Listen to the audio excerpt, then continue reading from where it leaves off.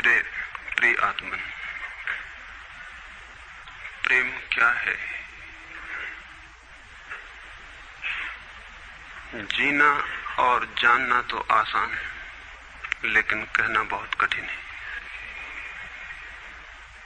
जैसे कोई मछली से पूछे कि सागर क्या है,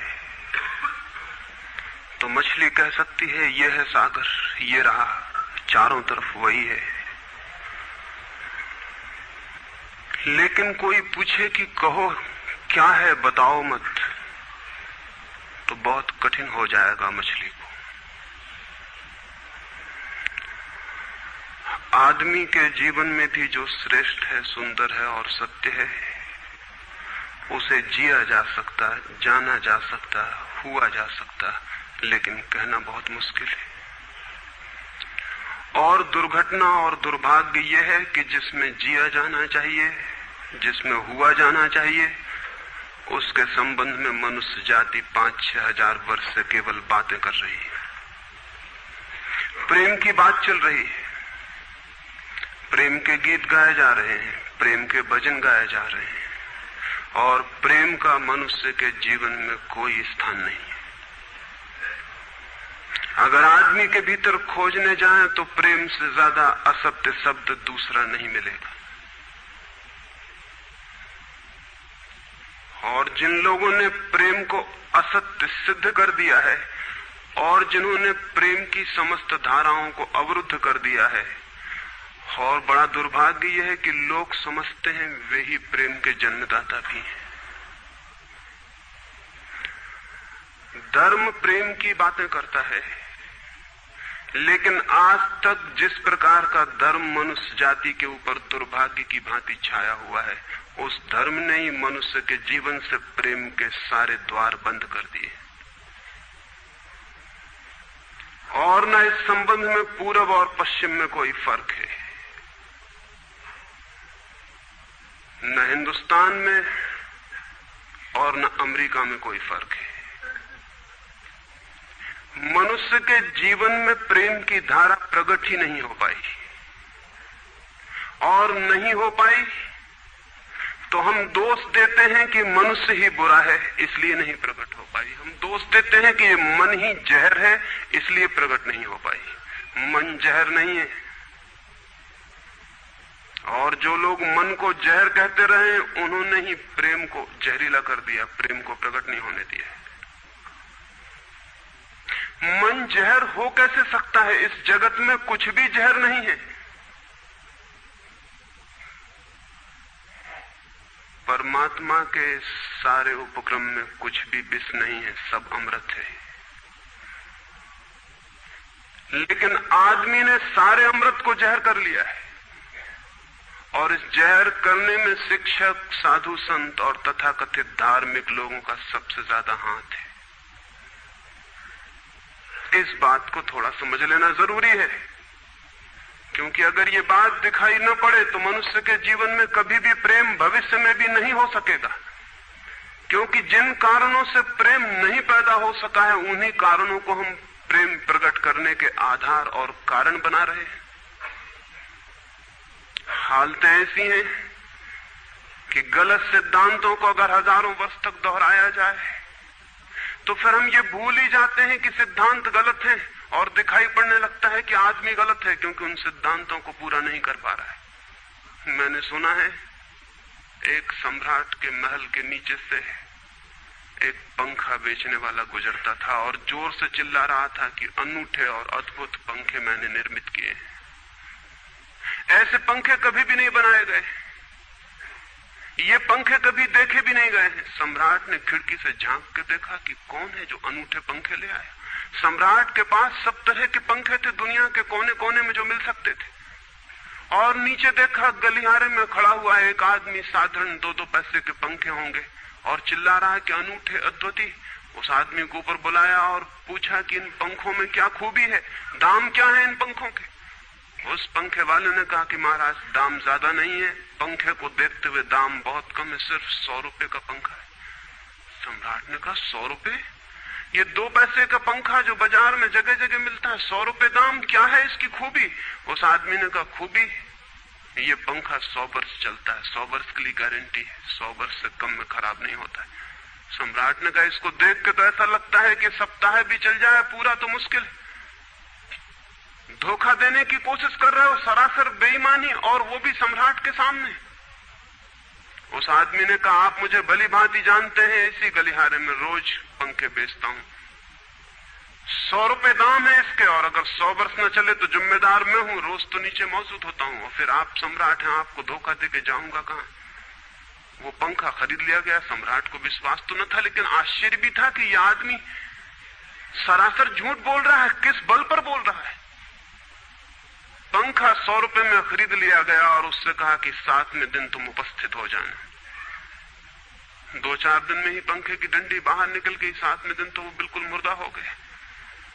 लेकिन सम्राट ने सोचा कि शायद पंखे वाला आएगा नहीं, लेकिन ठीक समय पर 7वें दिन वो पंखे वाला हाजिर हो गया। उसने कहा कहो महाराज। उन्होंने कहा कहना नहीं, ये पंखा पड़ा हुआ है टूटा हुआ, ये 7 दिन में ये गति हो गई, तुम कहते 100 वर्ष चलेगा।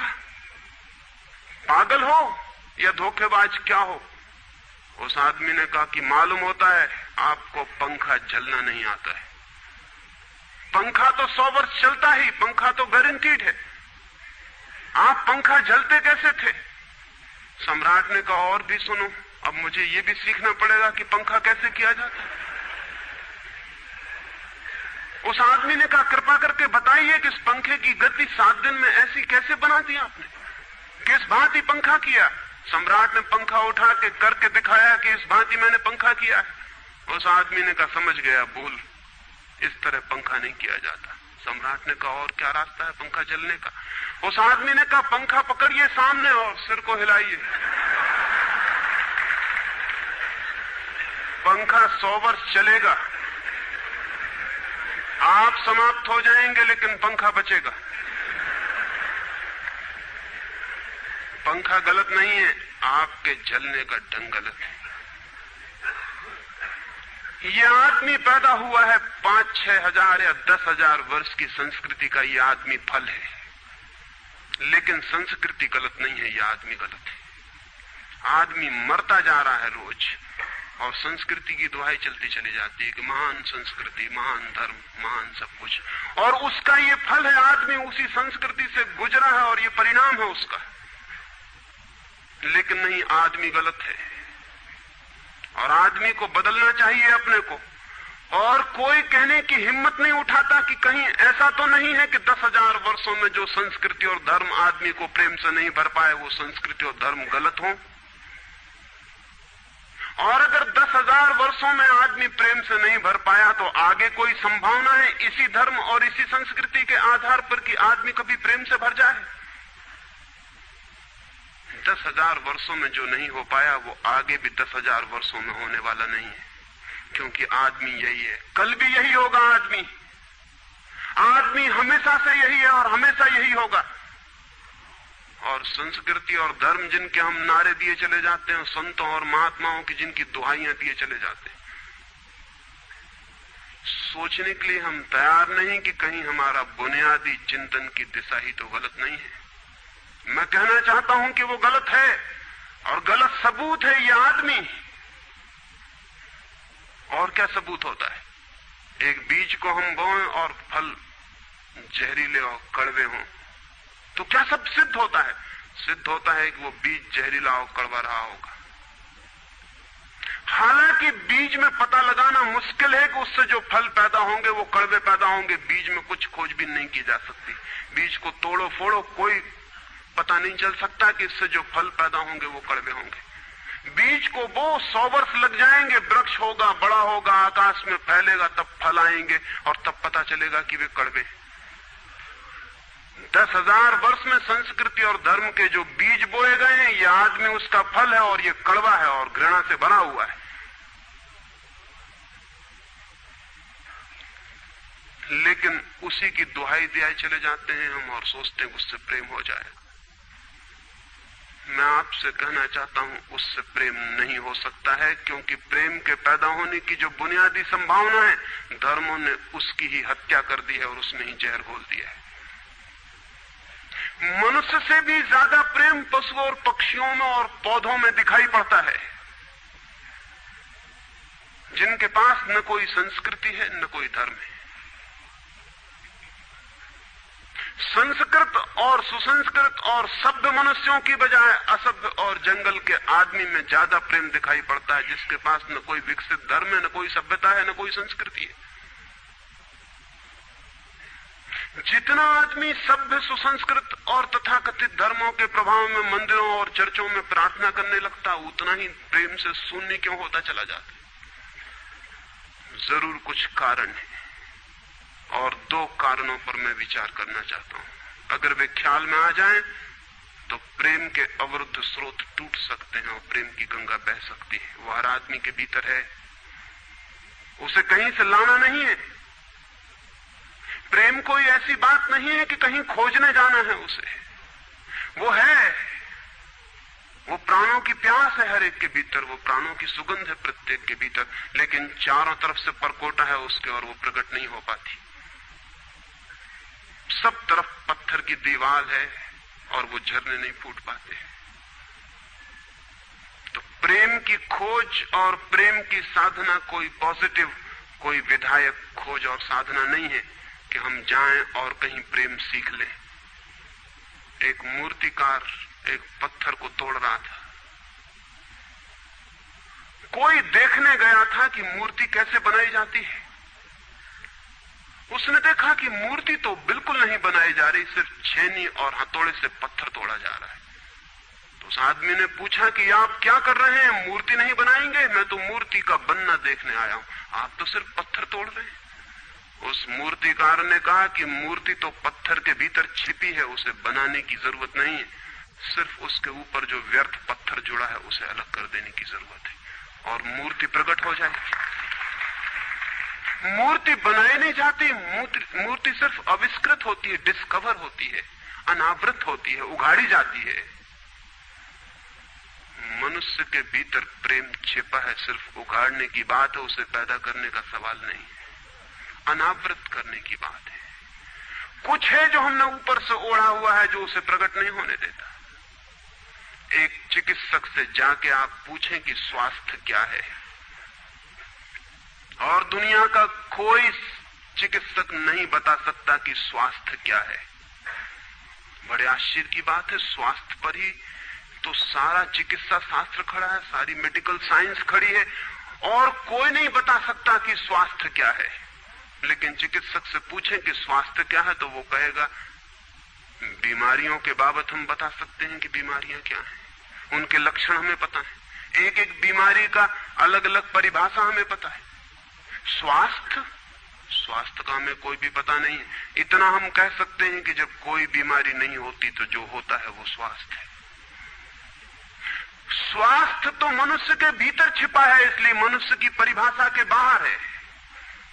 बीमारी बाहर से आती है, इसलिए बाहर से परिभाषा की जा सकती है। स्वास्थ्य भीतर से आता है, उसकी कोई परिभाषा नहीं की जा सकती। इतना ही हम कह सकते हैं कि बीमारियों का अभाव स्वास्थ्य है।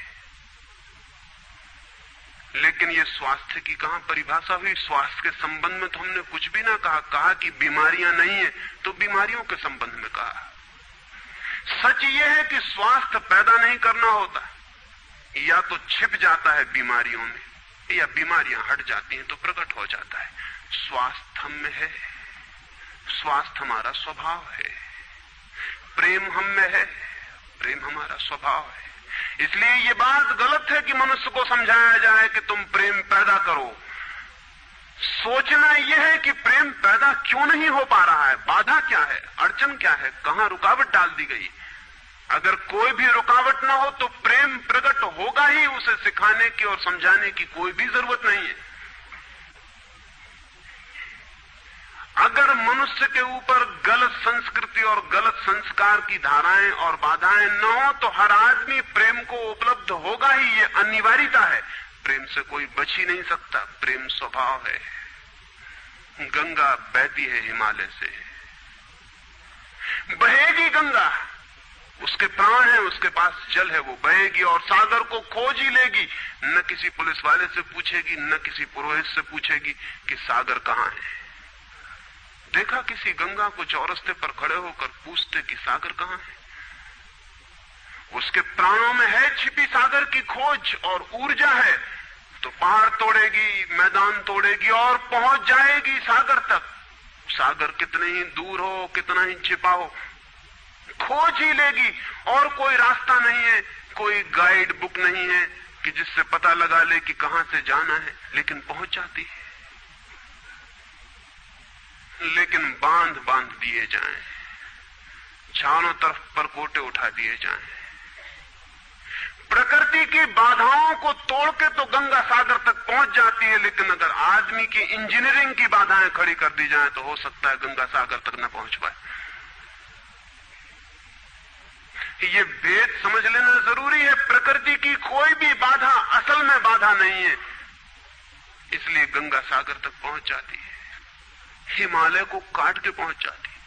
लेकिन अगर आदमी ईजाद करे, इंतजाम करे, तो गंगा को सागर तक नहीं भी पहुंचने दे सकता है। प्रकृति का तो एक सहयोग है, प्रकृति तो एक हार्मनी है। वहां जो बाधा भी दिखाई पड़ती है वो भी शायद शक्ति को जगाने के लिए चुनौती है। वहां जो विरोध भी दिखाई पड़ता है वो भी शायद भीतर प्राणों में जो छिपा है उसे प्रकट करने के लिए बुलावा है। वहां शायद कोई बाधा नहीं है। वहां हम बीज को दबाते हैं जमीन में, दिखाई पड़ता है कि जमीन की एक परत बीज के ऊपर पड़ी है, बाधा दे रही, लेकिन वो बाधा नहीं दे रही। अगर वो परत ना होगी तो बीज अंकुरित भी नहीं हो पाएगा। ऐसे दिखाई पड़ता है कि एक परत जमीन की बीज को नीचे दबा रही है, लेकिन वो परत दबा इसलिए रही है ताकि बीज दबे, गले और टूट जाए और अंकुर बन जाए। ऊपर से दिखाई पड़ता है वो जमीन बाधा दे रही, लेकिन वो जमीन मित्र है और सहयोग कर रही बीज को प्रकट करने में। प्रकृति तो एक हार्मनी है, एक संगीतपूर्ण लयबद्धता है, लेकिन आदमी ने जो जो निसर्ग के ऊपर इंजीनियरिंग की है, जो जो उसने अपने यांत्रिक धारणाओं को ठोंकने की और बिठाने की कोशिश की है, उससे गंगाएं रुक गई हैं, जगह जगह अवरुद्ध हो गई हैं। और फिर आदमी को दोष दिया जाता है। किसी बीज को दोष देने की जरूरत नहीं है। अगर वो पौधा न बन पाए तो हम कहेंगे कि जमीन नहीं मिली होगी, ठीक, पानी नहीं मिला होगा, ठीक, सूरज की रोशनी नहीं मिली होगी, ठीक। लेकिन आदमी के जीवन में खिल न पाए फूल प्रेम का तो हम कहते हैं तुम हो जिम्मेवार।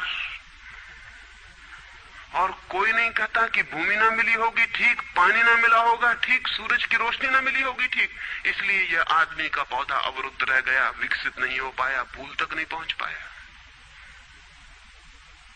मैं आपसे कहना चाहता हूं कि बुनियादी बाधाएं आदमी ने खड़ी की हैं। प्रेम की गंगा तो बह सकती है और परमात्मा के सागर तक पहुंच सकती है। आदमी बना उस लिए है कि वो बहे और प्रेम बहे और परमात्मा तक पहुंच जाए, लेकिन हमने कौन सी बाधाएं खड़ी कर दी? पहली बात, आज तक मनुष्य की सारी संस्कृतियों ने सेक्स का, काम का, वासना का विरोध किया है। इस विरोध ने मनुष्य के भीतर प्रेम के जन्म की संभावना तोड़ दी, नष्ट कर दी। इस निषेध ने, क्योंकि सच्चाई यह है कि प्रेम की सारी यात्रा का प्राथमिक बिंदु काम है, सेक्स है। प्रेम की यात्रा का जन्म गंगोत्री, जहां से गंगा पैदा होगी प्रेम की, वो सेक्स है, वो काम है। और उसके सब दुश्मन है, सारी संस्कृतियां और सारे धर्म और सारे गुरु और सारे महात्मा। तो गंगोत्री पर ही चोट कर दी, वहीं रोक दिया। पाप है काम, अधम है काम, जहर है काम। और हमने सोचा भी नहीं कि काम की ऊर्जा ही, सेक्स एनर्जी ही अंततः प्रेम में परिवर्तित होती और रूपांतरित होती। प्रेम का जो विकास है वो काम की शक्ति का ही ट्रांसफॉर्मेशन है, वो उसी का रूपांतरण है। एक कोयला पड़ा हो और आपको ख्याल भी नहीं आएगा कि कोयला ही रूपांतरित होकर हीरा बन जाता है। हीरे और कोयले में बुनियादी रूप से कोई भी फर्क नहीं है। हीरे में भी वही तत्व हैं जो कोयले में है, और कोयला हजारों वर्ष की प्रक्रिया से गुजर के हीरा बन जाता है। लेकिन कोयले की कोई कीमत नहीं है। उसे कोई घर में रखता भी है तो ऐसी जगह जहां दिखाई न पड़े, और हीरे को लोग छातियों पर लटका के घूमते हैं कि वो दिखाई पड़े। और हीरा और कोयला एक ही है, लेकिन कोई दिखाई नहीं पड़ता कि इन दोनों के बीच अंतर संबंध है, एक यात्रा है। कोयले की शक्ति ही हीरा बनती है, और अगर आप कोयले के दुश्मन हो गए, जो कि हो जाना बिल्कुल आसान है क्योंकि कोयले में कुछ भी नहीं दिखाई पड़ता, तो हीरे के पैदा होने की संभावना भी समाप्त हो गई, क्योंकि कोयला ही हीरा बन सकता था। सेक्स की शक्ति ही, काम की शक्ति ही प्रेम बनती है, लेकिन उसके विरोध में सारे दुश्मन हैं उसके, अच्छे आदमी उसके दुश्मन हैं। और उसके विरोध ने प्रेम के अंकुर भी नहीं फूटने दिए, और जमीन से प्रथम से पहली सीढ़ी से नष्ट कर दिया भवन को। फिर वो हीरा नहीं बन पाता कोयला, क्योंकि उसके बनने के लिए जो स्वीकृति चाहिए, जो उसका विकास चाहिए, जो उसको रूपांतरित करने की प्रक्रिया चाहिए, उसका सवाल ही नहीं उठता। जिसके हम दुश्मन हो गए, जिसके हम शत्रु हो गए, जिससे हमारी द्वंद्व की स्थिति बन गई और जिससे हम निरंतर लड़ने लगे, अपनी ही शक्ति से आदमी को लड़ा दिया गया है, सेक्स की शक्ति से आदमी को लड़ा दिया गया है। और शिक्षाएं दी जाती हैं कि द्वंद्व छोड़ना चाहिए, कॉन्फ्लिक्ट छोड़नी चाहिए, लड़ना नहीं चाहिए। और सारी शिक्षाएं बुनियाद में सिखा रही हैं कि लड़ो, मन जहर है तो मन से लड़ो, जहर से तो लड़ना पड़ेगा। सेक्स पाप है तो उससे लड़ो। और ऊपर से कहा जा रहा है कि द्वंद्व छोड़ो। जिन शिक्षाओं के आधार पर मनुष्य द्वंद्व से भर रहा है, वही शिक्षाएं दूसरी तरफ कह रही हैं कि द्वंद्व छोड़ो। एक तरफ आदमी को पागल बनाओ और दूसरी तरफ पागल खाने खोलो कि उनका इलाज करना है। एक तरफ कीटाणु फैलाओ बीमारियों के, और फिर अस्पताल खोलो कि बीमारियों का इलाज यहां किया जाता है। एक बात समझ लेनी जरूरी है संबंध में, मनुष्य कभी भी काम से मुक्त नहीं हो सकेगा। काम उसके जीवन का प्राथमिक बिंदु है, उसी से जन्म होता है। परमात्मा ने काम की शक्ति को ही, सेक्स को ही सृष्टि का मूल बिंदु स्वीकार किया है। और परमात्मा जिसे पाप नहीं समझ रहा, महात्मा उसे पाप बता रहे हैं।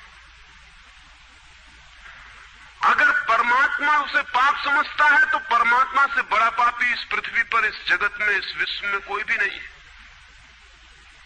फूल खिला हुआ दिखाई पड़ रहा है। कभी सोचा है कि फूल का खिल जाना भी सेक्सुअल एक्ट है? फूल का खिल जाना भी काम की एक घटना है, वासना की एक घटना है। फूल में है क्या उसके खिल जाने में? उसके खिल जाने में कुछ भी नहीं है। वे बिंदु हैं, पराग के, वीरी के कण हैं, जिन्हें तितलियां उड़ा के दूसरे फूलों पे ले जाएंगी और नया जन्म देंगी। एक मोर नाच रहा है और कवि गीत गा रहे हैं, और संत भी देख के प्रसन्न होंगे, लेकिन उन्हें ख्याल नहीं कि नृत्य एक सेक्सुअल एक्ट है। मोर पुकार रहा है अपनी प्रेयसी को या अपने प्रेमी को, वो नृत्य किसी को रिझाने के लिए। पपीहा गीत गा रहा है, कोयल बोल रही है। एक आदमी जवान हो गया है, एक युवती सुंदर होकर विकसित हो गई है। वो सब की सब सेक्सुअल एनर्जी की अभिव्यक्तियां हैं। वो सब का सब काम का ही रूपांतरण है। वो सब का सब काम की ही अभिव्यक्ति, काम की ही अभिव्यंजना है। सारा जीवन, सारी अभिव्यक्ति, सारी फ्लावरिंग काम की है।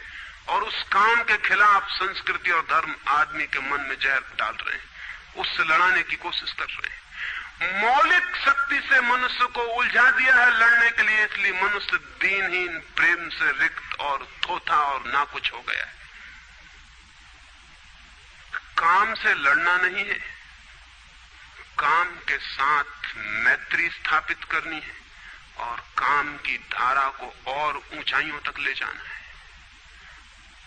किसी ऋषि ने किसी वधू को 9 वर और वधू को आशीर्वाद देते हुए कहा था कि तेरे 10 पुत्र पैदा हों और अंततः तेरा पति तेरा 11वां पुत्र हो जाए।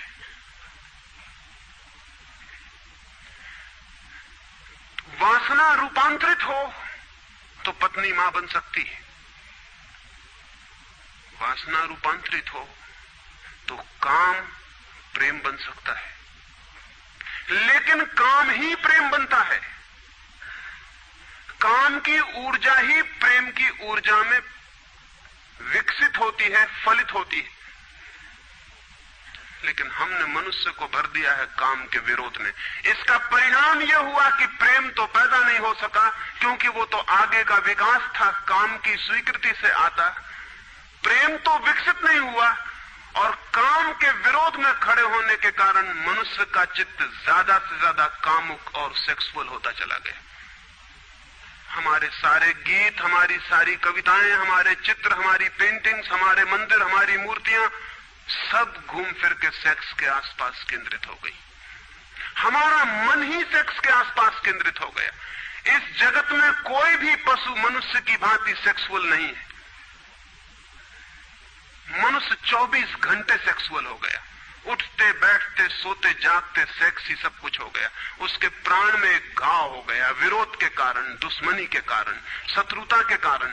जो जीवन का मूल था उससे मुक्त तो हुआ नहीं जा सकता था, लेकिन उससे लड़ने की चेष्टा में सारा जीवन रुग्ण जरूर हो सकता था, वो रुग्ण हो गया है। और ये जो मनुष्य जाति इतनी ज्यादा कामुक दिखाई पड़ रही है, इसके पीछे तथाकथित धर्मों और संस्कृति का बुनियादी हाथ है। इसके पीछे बुरे लोगों का नहीं, सज्जनों और संतों का हाथ है। और जब तक मनुष्य जाति सज्जनों और संतों के इस अनाचार से मुक्त नहीं होती, तब तक प्रेम के विकास की कोई संभावना नहीं। मुझे एक घटना याद आती है। एक फकीर अपने घर से निकला था, किसी मित्र के पास मिलने जा रहा है। निकला है कि घोड़े पर उसका चढ़ा हुआ एक बचपन का दोस्त घर आके सामने खड़ा हो गया। उसने कहा कि दोस्त तुम घर पे रुको, वर्षों से प्रतीक्षा करता था कि तुम आओगे तो बैठेंगे और बात करेंगे, और दुर्भाग्य कि मुझे किसी मित्र से मिलने जाना है, मैं वचन दे चुका हूं तो मैं वहां जाऊंगा, घंटे भर में जल्दी से जल्दी लौट आऊंगा, तब तक तुम विश्राम करो। उसके मित्र ने कहा कि मुझे तो चैन नहीं है, अच्छा होगा कि मैं तुम्हारे साथ ही चला चलूं। लेकिन उसने कहा कि मेरे कपड़े सब गंदे हो गए धूल से रास्ते की, अगर तुम्हारे पास कुछ अच्छा कपड़ा हो तो मुझे दे दो, तो मैं डाल लूं और साथ हो जाऊं। निश्चित था उस फकीर के पास किसी सम्राट ने उसे एक बहुमूल्य कोट, एक पगड़ी और धोती भेंट की थी। उसने संभाल के रखी थी, कभी जरूरत पड़ेगी तो पहनूंगा। वो जरूरत नहीं आई थी, निकाल के ले आया खुशी में। मित्र ने जब पहन ली तब उसे थोड़ी ईर्ष्या पैदा हुई। मित्र ने पहन के तो मित्र सम्राट मालूम होने लगा। बहुमूल्य कोट था, पगड़ी थी, धोती थी, शानदार जूते थे, और उसके सामने वो फकीर बिल्कुल ही नौकर चाकर दीनहीन दिखाई पड़ने लगा। उसने सोचा है तो बड़ा मुश्किल हुआ है, तो बड़ा गलत हुआ। जिनके घर में ले जाऊंगा ध्यान इस पर जाएगा, मुझ पर किसी का भी ध्यान जाएगा नहीं। अपने ही कपड़े, और आज अपने ही कपड़ों के कारण मैं दीनहीन हो जाऊंगा। लेकिन बार बार मन को समझाया कि मैं फकीर हूं, आत्मा परमात्मा की बात करने वाला, क्या रखा है कोट में पगड़ी में, छोड़ो, पहने रहने तो कितना फर्क पड़ता है। लेकिन जितना समझाने की कोशिश की कि कोट पगड़ी में क्या रखा है, कोट पगड़ी ही उसके मन में घूमने लगी। मित्र दूसरी बात करने लगा, लेकिन वो भीतर तो, ऊपर तो कुछ और दूसरी बातें कर रहा है, लेकिन वहां उसका मन नहीं है, भीतर उसे बस कोट और पगड़ी। रास्ते पर जो भी आदमी देखता है उसको कोई भी नहीं देखता, मित्र की तरफ सबकी आंखें जाती हैं। वो बड़ा मुश्किल में पड़ गया कि तो आज अपनी भूल कर ली, अपने हाथ से भूल कर ली। जिनके घर जाना था वहां पहुंचा, जाके परिचय दिया कि मेरे मित्र हैं जमाल, बचपन के दोस्त हैं, बहुत प्यारे आदमी हैं। और फिर अचानक अनजाने मुंह से निकल गया कि रह गए कपड़े, सो कपड़े मेरे हैं। क्योंकि मित्र भी जिनके घर गए थे वो भी उसके कपड़ों को देख रहे थे, और भीतर उसके चल रहा था कोट पगड़ी, मेरी कोट पगड़ी, और उन्हीं की वजह से मैं परेशान हो रहा हूं। निकल गया मुंह से कि रह गए कपड़े, कपड़े मेरे। मित्र भी हैरान हुआ, घर के लोग भी हैरान हुए कि क्या पागलपन की बात है। ख्याल उसको भी आया बोल जाने के बाद, तब पछताया कि तो भूल हो गई। पछताया तो और दबाया अपने मन को, बाहर निकल के क्षमा मांगने लगा कि क्षमा कर दो, बड़ी गलती हो गई। मित्र ने कहा मैं तो हैरान हुआ कि तुमसे निकल कैसे गया। उसने कहा कि कुछ नहीं, सिर्फ जबान की चूक हो गई। हालांकि जबान की चूक कभी भी नहीं होती है, भीतर कुछ चलता होता है तो कभी कभी बेमौके जबान से निकल जाता है, चूक कभी नहीं होती। माफ कर दो, भूल हो गई। कैसे ये ख्याल आ गया कुछ समझ में नहीं आता, हालांकि पूरी तरह समझ में आ रहा था कि ख्याल कैसे आया है। दूसरे मित्र के घर गए। अब वो तय करता रहा रास्ते में कि अब चाहे कुछ भी हो जाए, ये नहीं कहना है कि कपड़े मेरे हैं, पक्का कर लेना है अपने मन को। घर के द्वार पर उसने जाके बिल्कुल दृढ़ संकल्प कर लिया कि ये बात नहीं उठानी कि कपड़े मेरे। लेकिन उस पागल को पता नहीं कि जितना वो दृढ़ संकल्प कर रहा है इस बात का, वो दृढ़ संकल्प बता रहा है इस बात को कि उतने ही जोर से उसके भीतर ये भावना घर कर रही कि कपड़े मेरे। आखिर दृढ़ संकल्प किया क्यों जाता है? एक आदमी कहता है कि मैं ब्रह्मचर्य का दृढ़ व्रत लेता हूं, उसका मतलब है उसके भीतर कामुकता दृढ़ता से धक्के मार रही, नहीं तो और कारण क्या है? एक आदमी कहता है कि मैं कसम खाता हूं कि आज से कम खाना खाऊंगा, उसका मतलब यह है कि कसम खानी पड़ रही, ज्यादा खाने का मन है उसका। और तब अनिवार्य रूप में द्वंद्व पैदा होता है। जिससे हम लड़ना चाहते हैं वही हमारी कमजोरी है, और तब द्वंद्व पैदा हो जाना स्वाभाविक है। वो लड़ता हुआ दरवाजे के भीतर गया, संभल संभल के बोला कि मेरे मित्र हैं, लेकिन जब वो बोल रहा है तब उसको कोई नहीं देख रहा, उसके मित्र कोई उस घर के लोग देख रहे हैं। तब फिर उसे ख्याल आया कि मेरा कोट, मेरी पगड़ी। उसने कहा कि दृढ़ता से कसम खाई, इसकी बात नहीं उठानी। मेरा क्या है कपड़ा लत्ता, कपड़े लत्ते किसी के होते हैं, ये तो सब संसार है, ये तो सब माया है। लेकिन ये सब समझा रहा है, लेकिन असलियत तो बाहर से भीतर, भीतर से बाहर हो रही। समझाया कि मेरे मित्र हैं, बचपन के दोस्त हैं, बहुत प्यारे आदमी हैं, रह गए कपड़े, कपड़े उन्हीं के हैं, मेरे नहीं है। पर घर के लोगों को ख्याल आया कि कपड़े उन्हीं के हैं, मेरे नहीं है। आज तक ऐसा परिचय कभी देखा नहीं गया था। बाहर निकल के क्षमा मांगने लगा कि बड़ी भूल हुई जा रही, मैं क्या करूं क्या ना करूं, ये क्या हो गया है मुझे। आज तक मेरी जिंदगी में कपड़ों ने इस तरह से मुझे नहीं पकड़ा था, किसी को नहीं पकड़ा। लेकिन अगर तरकीब उपयोग में करें तो कपड़े पकड़ ले सकते हैं। मित्र ने कहा मैं जाता नहीं तुम्हारे साथ, पर वो हाथ जोड़ने लगा कि नहीं ऐसा मत करो, जीवन भर के लिए दुख रह जाएगा कि मैंने क्या दुर्व्यवहार किया। अब मैं कसम खा के कहता हूं कि कपड़ों की बात ही नहीं उठानी। मैं बिल्कुल भगवान की कसम खाता हूं कि कपड़ों की बात नहीं उठानी।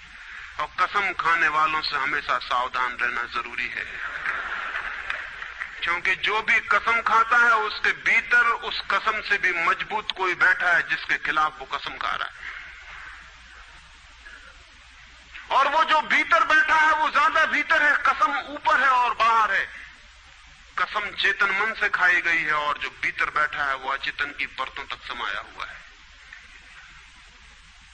अगर मन के 10 हिस्से कर दें तो कसम एक हिस्से ने खाई है, 9 हिस्से उल्टा भीतर खड़ा हुआ है। ब्रह्मचर्य की कसमें एक हिस्सा खा रहा है मन का, और 9 हिस्सा परमात्मा की दुहाई दे रहा है। वो जो परमात्मा ने बनाया है वो उसके लिए कहा चला जा रहा है, कहे चला जा रहा है। गए तीसरे मित्र के घर। अब उसने बिल्कुल ही अपनी सांसों तक पे संयम कर रखा है। संयमी आदमी बड़े खतरनाक होते हैं, क्योंकि उनके भीतर ज्वालामुखी उबल रहा है और ऊपर से वो संयम साधे हुए हैं। और इस बात को स्मरण रखना कि जिस चीज को साधना पड़ता है, साधने में इतना श्रम लग जाता है कि साधना पूरे वक्त हो नहीं सकती, फिर शिथिल होना पड़ेगा, विश्राम करना पड़ेगा। अगर मैं जोर से मुट्ठी बांध लूं तो कितनी देर बांधे रख सकता हूं? 24 घंटे। जितने जोर से बांधूंगा उतने ही जल्दी थक जाऊंगा और मुट्ठी खुल जाएगी। जिस चीज में भी श्रम करना पड़ता है, जितना ज्यादा श्रम करना पड़ता है उतने जल्दी थकान आ जाती, शक्ति खत्म हो जाती और उल्टा होना शुरू हो जाता है। मुट्ठी बांधी जितने जोर से उतने ही जल्दी मुट्ठी खुल जाएगी। मुट्ठी खुली रखी जा सकती है 24 घंटे, लेकिन बांध के नहीं रखी जा सकती है। जिस काम में श्रम पड़ता है उस काम को आप जीवन नहीं बना सकते, कभी सहज नहीं हो सकता वो काम। श्रम पड़ेगा, फिर विश्राम का वक्त आएगा ही। इसलिए जितना सधा हुआ संत होता है उतना ही खतरनाक आदमी होता है, क्योंकि उसका विश्राम का वक्त आएगा। 24 घंटे में घंटे भर को उसे शिथिल होना पड़ेगा, उसी बीच दुनिया भर के पाप उसके भीतर खड़े हो जाएंगे, नरक सामने आ जाएगा। तो उसने बिल्कुल ही अपने को सांस सांस रोक लिया और कहा कि अब कसम खाता हूं कि इन कपड़ों की बात ही नहीं उठानी। लेकिन आप सोच लें उसकी हालत, अगर आप थोड़े बहुत भी धार्मिक आदमी होंगे तो आपको अपने अनुभव से भी पता चल सकता है कि उसकी क्या हालत हुई होगी। अगर आपने कसम खाई हो, व्रत लिए हो, संकल्प साधे हो, तो आपको भली भांति पता होगा कि भीतर क्या हालत हो जाती है। भीतर गया, उसके माथे से पसीना चू रहा है, इतना श्रम पड़ रहा है। मित्र डरा हुआ है उसके पसीने को देखकर कि वो उसकी सब नसें खिंची हुई हैं। वो बोल रहा है एक एक शब्द कि मेरे मित्र हैं, बड़े पुराने दोस्त हैं, बहुत अच्छे आदमी हैं। और एक क्षण को वो रुका, जैसे भीतर से कोई जोर का धक्का आया हो और सब बह गया, बाढ़ आ गई और सब बह गया। और उसने कह गया रह गए कपड़े की बात, तो मैंने कसम खा ली है कि कपड़े की बात ही नहीं करनी।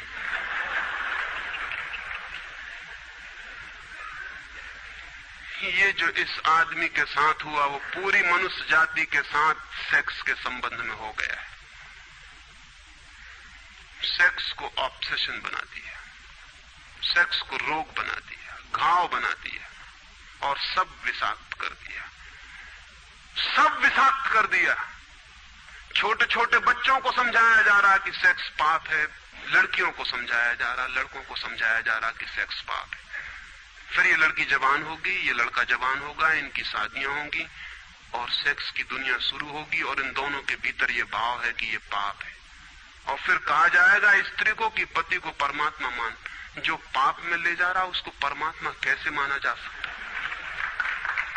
ये कैसे संभव है कि जो पाप में घसीट रहा है वो परमात्मा हो?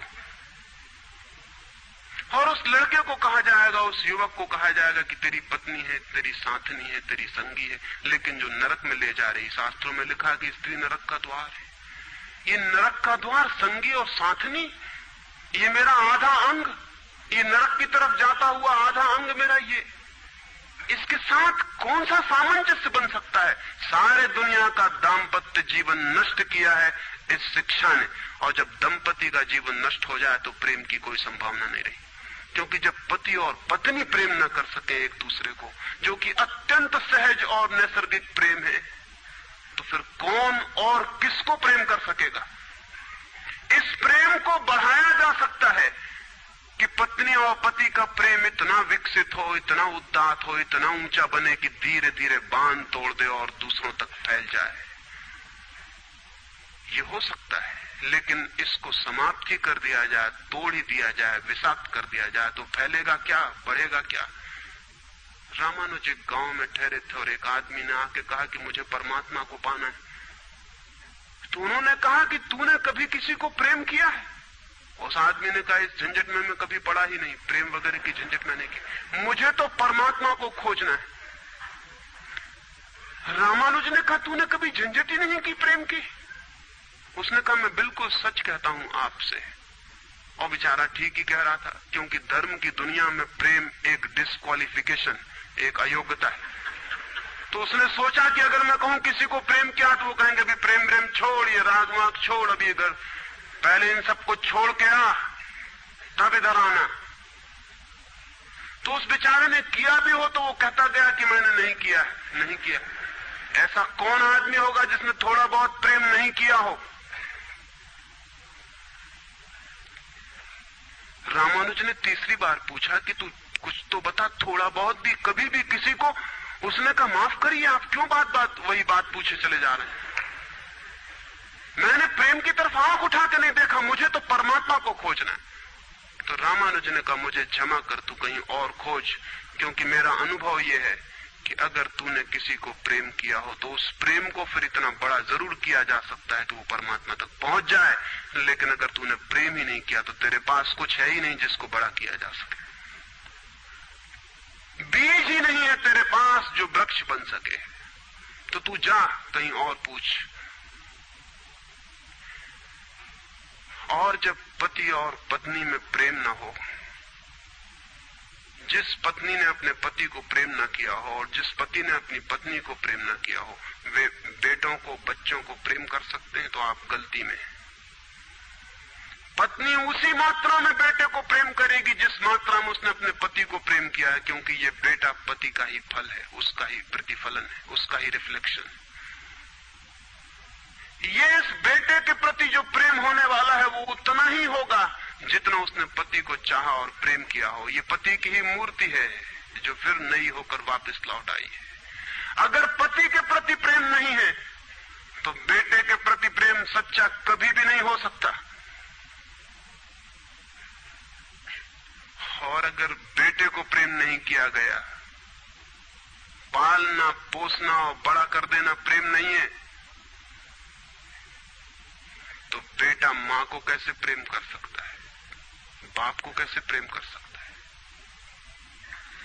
वो जो यूनिट है जीवन का परिवार, वो विषाक्त हो गया है सेक्स को दूषित कहने से, कंडेम करने से, निंदित करने से, और परिवार ही फैलकर पूरा जगत है, पूरा विश्व है।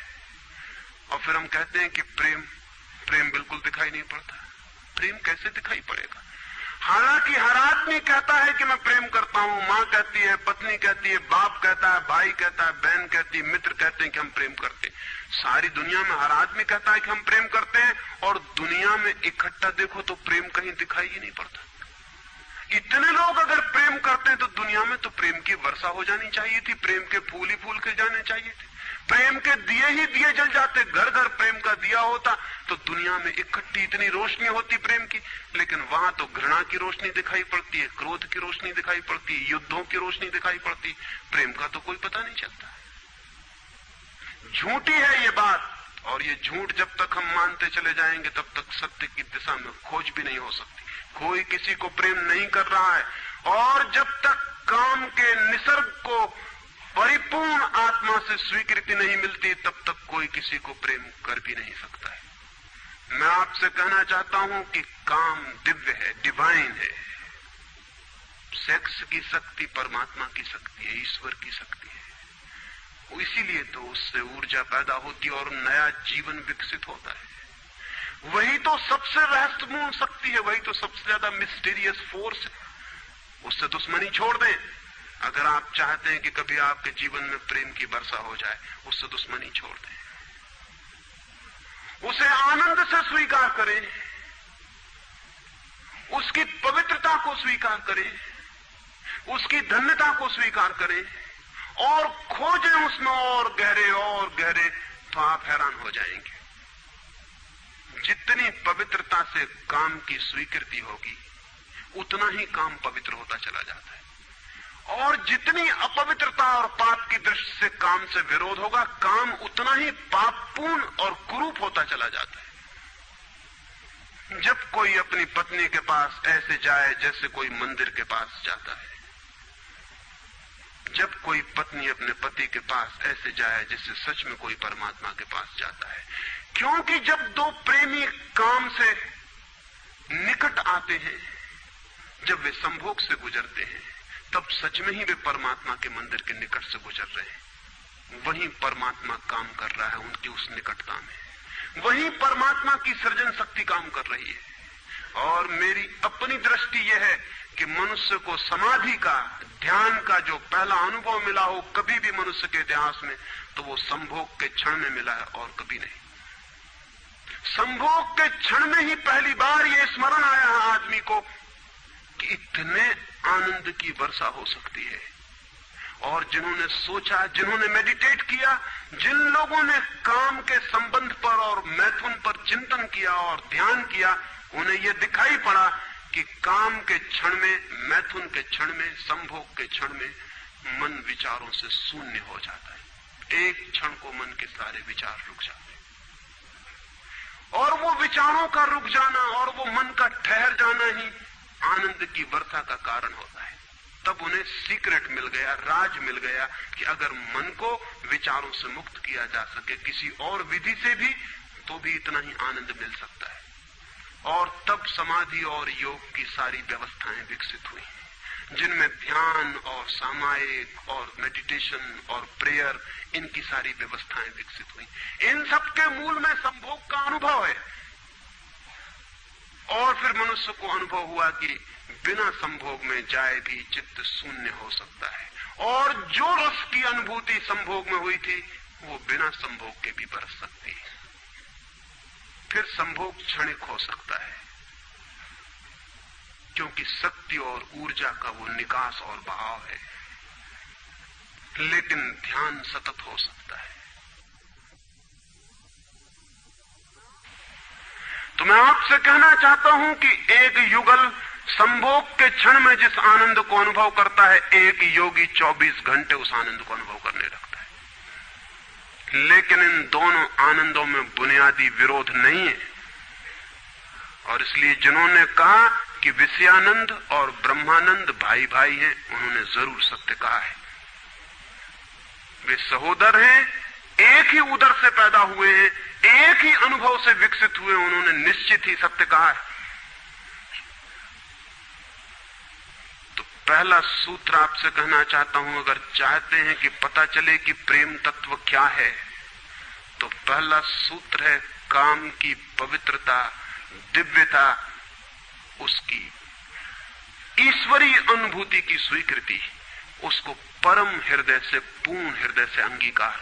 और आप हैरान हो जाएंगे, जितने परिपूर्ण हृदय से काम की स्वीकृति होगी, उतने ही आप काम से मुक्त होते चले जाएंगे। जितना अस्वीकार होता है, उतने ही हम बंधते हैं, जैसा वो फकीर कपड़ों से बंध गया। जितना स्वीकार होता है, उतने हम मुक्त होते हैं। अगर परिपूर्ण स्वीकार है, टोटल एक्सेप्टेबिलिटी है जीवन का जो निसर्ग है उसकी, तो आप पाएंगे कि वो परिपूर्ण स्वीकृति को मैं आस्तिकता कहता हूं। वही आस्तिकता व्यक्ति को मुक्त करती है। नास्तिक में उनको कहता हूं जो जीवन के निसर्ग का अस्वीकार करते हैं, निषेध करते हैं। ये बुरा है, ये पाप है, ये विष है, ये छोड़ो, ये छोड़ो, ये छोड़ो। जो छोड़ने की बातें कर रहे हैं वे ही नास्तिक हैं। जीवन जैसा है उसे स्वीकार करो और जियो उसकी परिपूर्णता में। वही परिपूर्णता रोज रोज सीढ़ियां सीढ़ियां ऊपर उठाती जाती, वही स्वीकृति मनुष्य को ऊपर ले जाती। और एक दिन उसके दर्शन होते हैं जिसका काम में पता भी नहीं चलता था। काम अगर कोयला था तो एक दिन हीरा भी प्रकट होता है प्रेम का। तो पहला सूत्र यह है। दूसरा सूत्र आपसे कहना चाहता हूं, और वो दूसरा सूत्र भी संस्कृति ने और आज तक की सभ्यता ने और धर्मों ने हमारे भीतर मजबूत किया है। दूसरा सूत्र भी स्मरणीय है, क्योंकि पहला सूत्र तो काम की ऊर्जा को प्रेम बना देगा, और दूसरा सूत्र द्वार की तरह रोके हुए है उस ऊर्जा को बहने से, वो बह नहीं पाएगी। वो दूसरा सूत्र है मनुष्य का ये भाव कि मैं हूं, ईगो, उसका अहंकार कि मैं हूं। बुरे लोग तो कहते ही हैं कि मैं हूं, अच्छे लोग और जोर से कहते हैं कि मैं हूं, और मुझे स्वर्ग जाना है और मोक्ष जाना है और मुझे ये करना है और मुझे वो करना है। लेकिन वो मैं खड़ा हुआ है वहां भीतर। और जिस आदमी का मैं जितना मजबूत है, उतना ही उस आदमी की सामर्थ्य दूसरे से संयुक्त हो जाने की कम हो जाती है। क्योंकि मैं एक दीवार है, एक घोषणा है कि मैं हूं। मैं की घोषणा कह देती है तुम हो, मैं हूं, दोनों के बीच फासला है। फिर मैं कितना ही प्रेम करूं और आपको अपनी छाती से लगा लूं, लेकिन फिर भी हम दो हैं।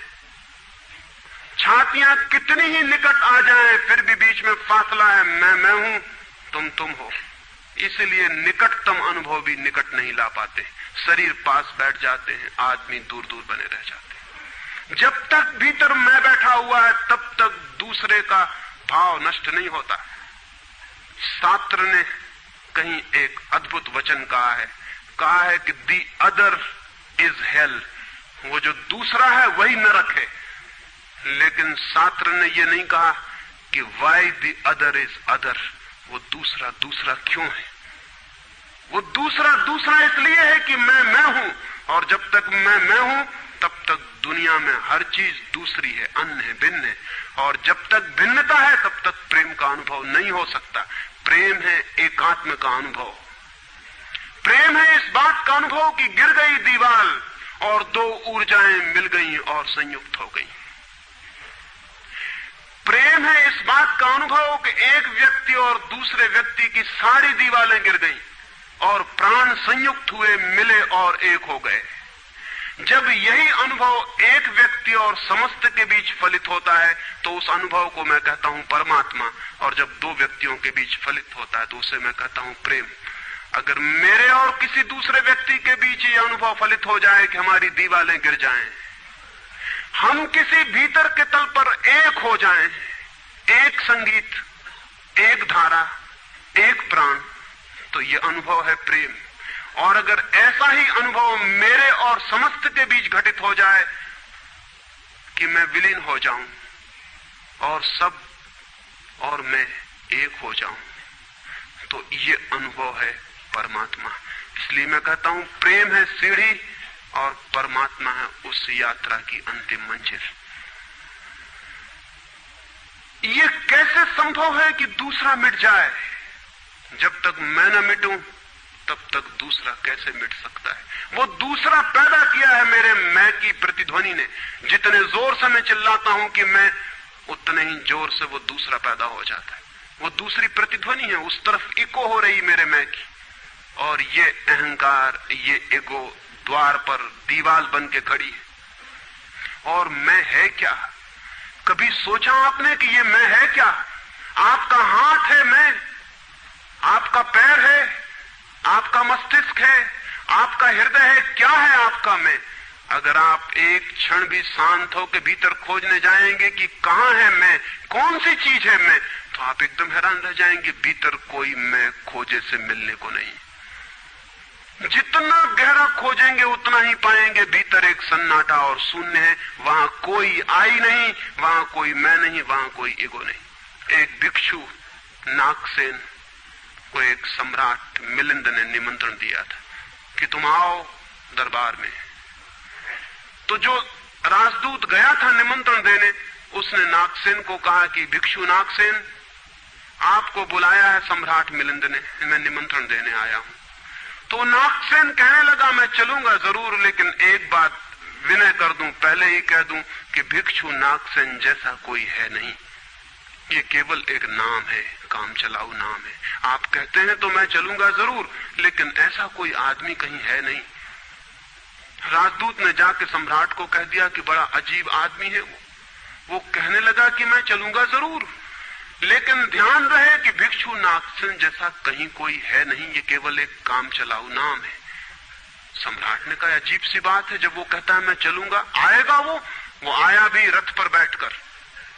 सम्राट ने द्वार पर स्वागत किया और कहा भिक्षु नागसेन हम स्वागत करते हैं आपका। वो हंसने लगा, उसने कहा कि स्वागत स्वीकार करता हूं, लेकिन स्मरण रहे भिक्षु नागसेन जैसा कोई है नहीं। सम्राट कहने लगा बड़ी पहेली की बातें करते हैं आप। अगर आप नहीं हैं तो कौन है? कौन आया है यहां? कौन स्वीकार कर रहा है स्वागत? कौन दे रहा है उत्तर?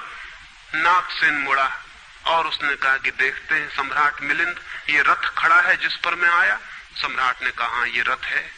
तो भिक्षु नागसेन पूछने लगा घोड़ों को निकाल के अलग कर लिया जाए। घोड़े अलग कर लिए गए और उसने पूछा सम्राट से ये घोड़े रथ हैं?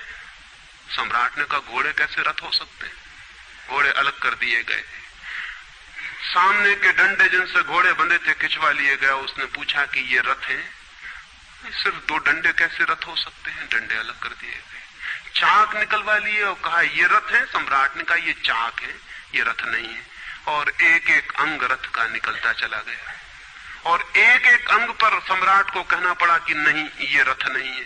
फिर आखिर पीछे शून्य बच गया, वहां कुछ भी न बचा। भिक्षु नागसेन पूछने लगा रथ कहां है अब? रथ कहां है अब? और जितनी चीजें मैंने निकाली तुमने कहा ये भी रथ नहीं, ये भी रथ नहीं, ये भी रथ नहीं, अब रथ कहां है? तो सम्राट चौंक के खड़ा रह गया। रथ पीछे बचा भी नहीं था और जो चीजें निकल गई थी उनमें कोई रथ था भी नहीं। तो वो भिक्षु कहने लगा समझे आप, रथ एक जोड़ था। रथ कुछ चीजों का संग्रह मात्र था। रथ का अपना होना नहीं है कोई, ईगो नहीं है कोई। रथ एक जोड़ है। आप खोजे कहां है आपका मैं, और आप पाएंगे कि अनंत शक्तियों के एक जोड़ है। मैं कहीं भी नहीं है। और एक एक अंग आप सोचते चले जाएं तो एक एक अंग समाप्त होता चला जाता है, फिर पीछे शून्य रह जाता है। उसी शून्य से प्रेम का जन्म होता है, क्योंकि वो शून्य आप नहीं है, वो शून्य परमात्मा है। एक गांव में एक आदमी ने मछलियों की एक दुकान खोली थी, बड़ी दुकान थी। उस गांव में पहली दुकान थी, तो उसने एक बहुत खूबसूरत तख्ती बनवाई और उस पर लिखाया फ्रेश फिश सोल्ड हियर, यहां ताजी मछलियां बेची जाती। पहले दिन दुकान खुली और एक आदमी आया और कहने लगा फ्रेश फिश सोल्ड हियर, ताजी मछलियां, कहीं बासी मछलियां भी बेची जाती हैं? ताजी लिखने की क्या जरूरत? दुकानदार ने सोचा कि बात तो ठीक है, इससे और व्यर्थ बासे का भी ख्याल पैदा होता है। उसने फ्रेश अलग कर दिया, ताजा अलग कर दिया। तख्ती रह गई फिश सोल्ड हियर, मछलियां बेची जाती हैं, मछलियां यहां बेची जाती। दूसरे दिन एक बूढ़ी औरत आई और उसने कहा कि मछलियां यहां बेची जाती हैं, सोल्ड हियर, कहीं और कहीं भी बेचते हो? उस आदमी ने कहा ये हियर बिल्कुल फिजूल है।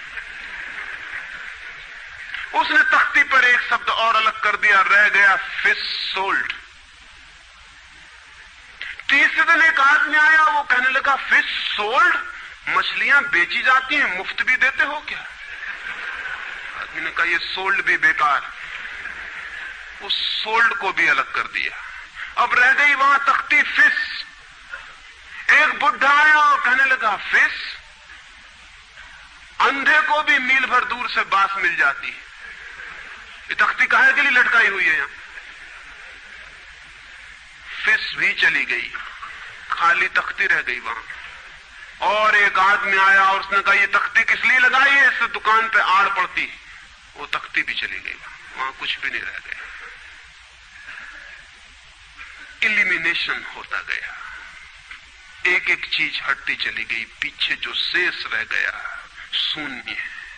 उस शून्य से प्रेम का जन्म होता है, क्योंकि उस शून्य में दूसरे के शून्य से मिलने की क्षमता है। सिर्फ शून्य ही शून्य से मिल सकता है और कोई नहीं। दो शून्य मिल सकते हैं, दो व्यक्ति नहीं, दो इंडिविजुअल नहीं मिल सकते, दो वैक्यूम, दो एम्प्टीनेस मिल सकते हैं, क्योंकि बाधा आप कोई भी नहीं, शून्य की कोई दीवार नहीं होती और हर चीज की दीवार होती है।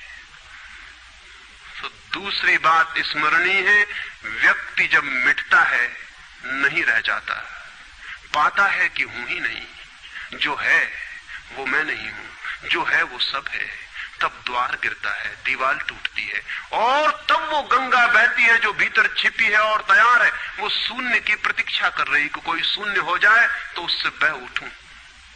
हम एक कुआं खोदते हैं, पानी भीतर है, पानी कहीं से लाना नहीं होता, लेकिन बीच में मिट्टी पत्थर पड़े हैं, उनको निकाल के बाहर कर देते हैं।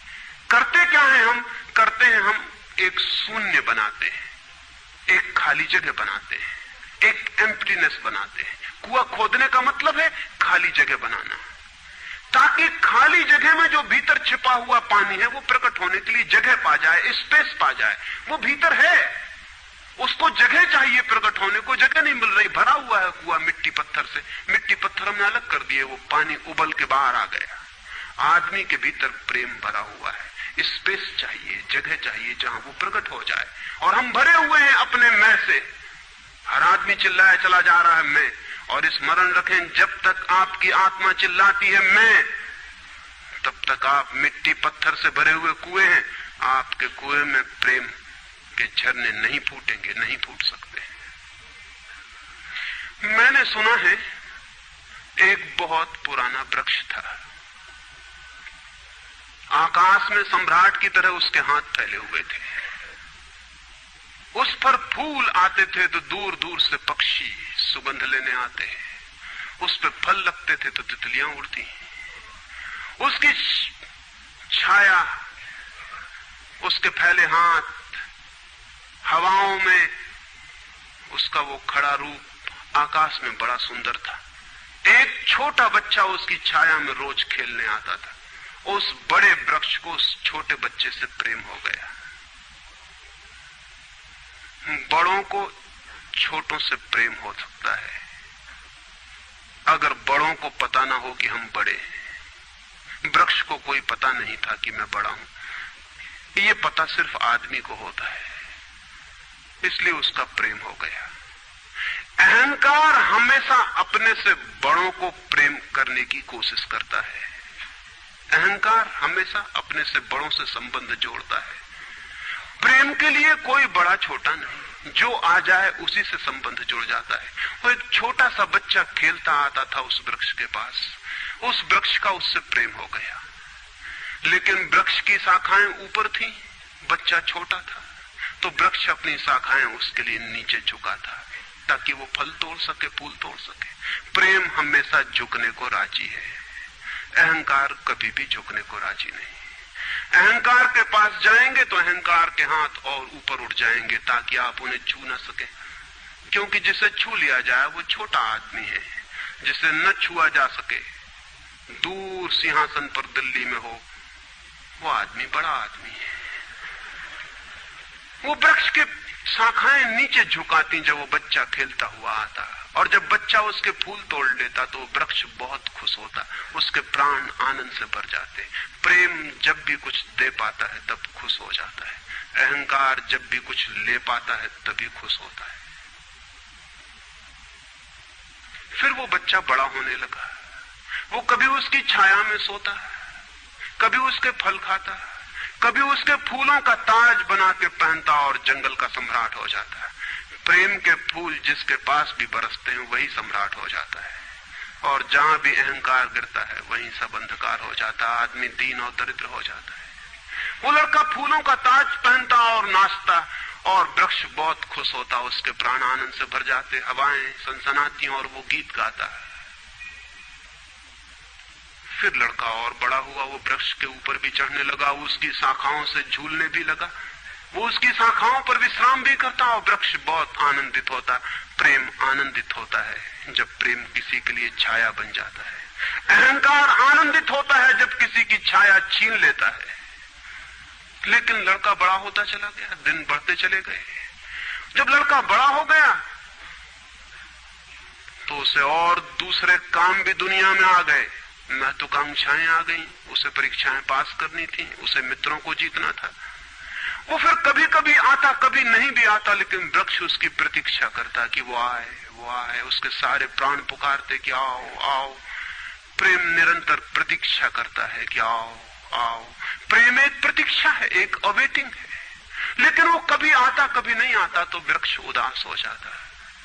प्रेम की एक ही उदासी है, जब वो बांट नहीं पाता तो उदास हो जाता है, जब वो दे नहीं पाता तो उदास हो जाता है। और प्रेम की एक ही धन्यता है कि जब वो बांट देता है, लुटा देता है, तो आनंदित हो जाता है। फिर लड़का और बड़ा होता चला गया, और वृक्ष के पास आने के दिन कम होते चले गए। जो आदमी जितना बड़ा होता चला जाता है, महत्वाकांक्षा के जगत में प्रेम के निकट आने की सुविधा उतनी ही कम होती चली जाती है। उस लड़के की एम्बिशन, महत्वाकांक्षा बढ़ रही थी, कहां वृक्ष, कहां जाना। फिर एक दिन वहां से निकलता था तो वृक्ष ने उसे कहा, सुनो। हवाओं में उसकी आवाज गूंजी कि सुनो, तुम आते नहीं, मैं प्रतीक्षा करता हूं, मैं तुम्हारे लिए प्रतीक्षा, राह करता हूं, राह देखता हूं, बाट जोता हूं। उस लड़के ने कहा, क्या है तुम्हारे पास जो मैं आऊं? मुझे रुपए चाहिए। हमेशा अहंकार पूछता है कि क्या है तुम्हारे पास जो मैं आऊं। अहंकार मांगता है कि कुछ हो तो मैं आऊं, ना कुछ हो तो आने की कोई जरूरत नहीं। अहंकार एक प्रयोजन है, एक पर्पस है। प्रयोजन पूरा होता हो तो मैं आऊं, अगर कोई प्रयोजन ना हो तो आने की जरूरत क्या है। और प्रेम निष्प्रयोजन है, प्रेम का कोई प्रयोजन नहीं। प्रेम अपने में ही अपना प्रयोजन है, वो बिल्कुल पर्पसलेस है। वृक्ष तो चौंक गया, उसने कहा कि तुम तभी आओगे जब मैं कुछ तुम्हें दे सकूं। मैं तुम्हें सब दे सकता हूं, क्योंकि प्रेम कुछ भी रोकना नहीं चाहता। जो रोक ले वो प्रेम नहीं है। अहंकार रोकता है, प्रेम तो बेशर्त दे देता है। लेकिन रुपए मेरे पास नहीं है। ये रुपए तो सिर्फ आदमी की इजाद है, वृक्षों ने ये बीमारी नहीं पाली है। उस वृक्ष ने कहा, इसलिए तो हम इतने आनंदित होते हैं, इतने फूल खिलते हैं, इतने फल लगते हैं, इतनी बड़ी छाया होती है, हम इतना नाचते हैं आकाश में, हम इतने गीत गाते हैं, पक्षी हम पर आते हैं और संगीत का कलरव करते हैं, क्योंकि हमारे पास रुपए नहीं है। जिस दिन हमारे पास भी रुपए हो जाएंगे, हम भी आदमी जैसे दीनहीन मंदिरों में बैठ के सुनेंगे कि शांति कैसे पाई जाए, प्रेम कैसा पाया जाए। नहीं नहीं, हमारे पास रुपए नहीं है। तो उसने कहा फिर मैं क्या हूं तुम्हारे पास, जहां रुपए हैं मुझे वहां जाना पड़ेगा, मुझे रुपयों की जरूरत है। अहंकार रुपया मांगता है क्योंकि रुपया शक्ति है, अहंकार शक्ति मांगता है। उस वृक्ष ने बहुत सोचा, फिर उसे ख्याल आया तो तुम एक काम करो, मेरे सारे फलों को तोड़ के ले जाओ और बेच दो तो शायद रुपए मिल जाएं। और उस लड़के को भी ख्याल आया, वो चढ़ा और उसने सारे फल तोड़ डाले, कच्चे भी गिरा डाले, शाखाएं भी टूटी, पत्ते भी टूटे, लेकिन वृक्ष बहुत खुश हुआ, बहुत आनंदित हुआ। टूट के भी प्रेम आनंदित होता है, अहंकार पाके भी आनंदित नहीं होता, पाके भी दुखी होता है। और वो लड़के ने तो धन्यवाद भी नहीं दिया पीछे लौटकर, लेकिन उस वृक्ष को पता भी नहीं चला, उसे तो धन्यवाद मिल गया इसी में कि उसने उसके प्रेम को स्वीकार किया और उसके फलों को ले गया और बाजार में बेचा। लेकिन फिर वो बहुत दिनों तक नहीं आया, उसके पास रुपए थे और रुपयों से रुपए पैदा करने की वो कोशिश में लग गया था, वो भूल गया। वर्ष बीत गए और वृक्ष उदास है और उसके प्राणों में रस बह रहा है कि वो आए उसका प्रेमी और उसके रस को ले जाए, जैसे किसी मां के स्तन में दूध भरा हो और उसका बेटा खो गया हो और उसके सारे प्राण तड़प रहे हो कि उसका बेटा कहां है, जिसे वो खोजे, जो उसे हल्का कर दे, निर्भर कर दे। ऐसे वो वृक्ष के प्राण पीड़ित होने लगे कि वो आए आए आए, उसकी सारी आवाज यही गूंजने लगी कि आओ। बहुत दिनों बाद वो आया, वो लड़का तो प्रौढ़ हो गया था। वृक्ष ने उससे कहा कि आओ मेरे पास, मेरे आलिंगन में आओ। उसने कहा छोड़ो ये बकवास, ये बचपन की बातें हैं। अहंकार प्रेम को पागलपन समझता है, बचपन की बातें समझता है। उस वृक्ष ने कहा आओ मेरी डालियों से झूलो, नाचो। उसने कहा छोड़ो ये फिजूल की बातें, मुझे एक मकान बनाना है। मकान दे सकते हो तुम? वृक्ष ने कहा मकान? हम तो बिना मकान के ही रहते हैं, मकान में तो सिर्फ आदमी रहता है। दुनिया में और कोई मकान में नहीं रहता, सिर्फ आदमी रहता है। सो देखते हो आदमी की हालत, मकान में रहने वाले आदमी की हालत। उसके मकान जितने बड़े होते जाते हैं, आदमी उतना छोटा होता चला जाता है। हम तो बिना मकान के रहते हैं। लेकिन एक बात हो सकती है कि तुम मेरी शाखाओं को काट के ले जाओ तो शायद तुम मकान बना लो। और वो प्रौढ़ कुल्हाड़ी लेकर आ गया और उसने उस वृक्ष की शाखाएं काट डाली। वृक्ष एक ठूंठ रह गया नंगा, लेकिन वृक्ष बहुत आनंदित था। प्रेम सदा आनंदित है, चाहे उसके अंग भी कट जाएं, लेकिन कोई ले जाए, कोई ले जाए, कोई बांट ले, कोई सम्मिलित हो जाए, साझीदार हो जाए। और उस लड़के ने तो पीछे लौट के भी नहीं देखा, उसने मकान बना लिया। और वक्त गुजरता गया, वो ठूंठ रहा देखता, वो चिल्लाना चाहता, लेकिन अब उसके पास पत्ते भी नहीं थे, शाखाएं भी नहीं थी, हवाएं आती और वो बोल भी ना पाता, बुला भी ना पाता। लेकिन उसके प्राणों में तो एक ही गूंज थी कि आओ आओ। और बहुत दिन बीत गए, तब वो बूढ़ा आदमी हो गया था, वो बच्चा, वो निकल रहा था पास से, वृक्ष के पास आके खड़ा हो गया। तो वृक्ष ने पूछा क्या कर सकता हूं और मैं तुम्हारे लिए, तुम बहुत दिनों बाद आए। उसने कहा तुम क्या कर सकोगे?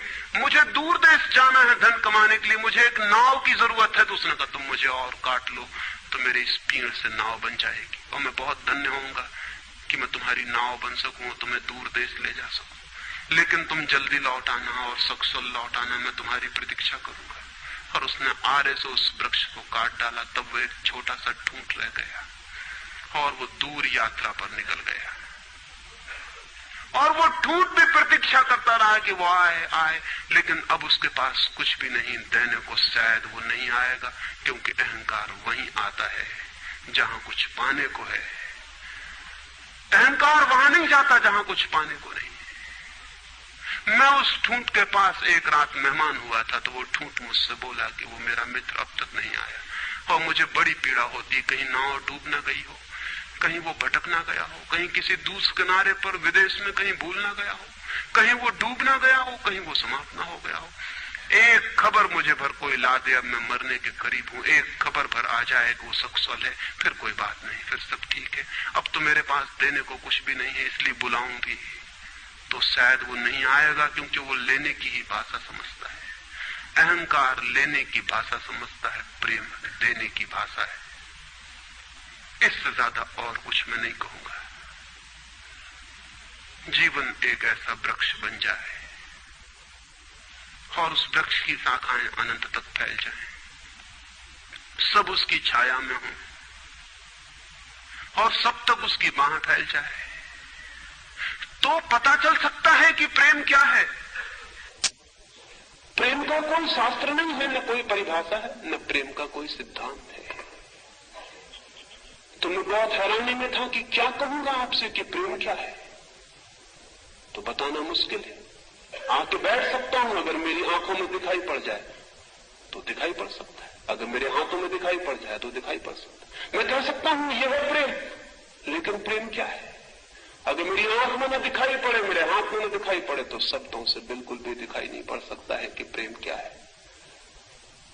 मेरी बातों को इतने प्रेम और शांति से सुना, उससे बहुत बहुत अनुग्रहित हूं और अंत में सबके भीतर बैठे परमात्मा को प्रणाम करता हूं। मेरे प्रणाम स्वीकार।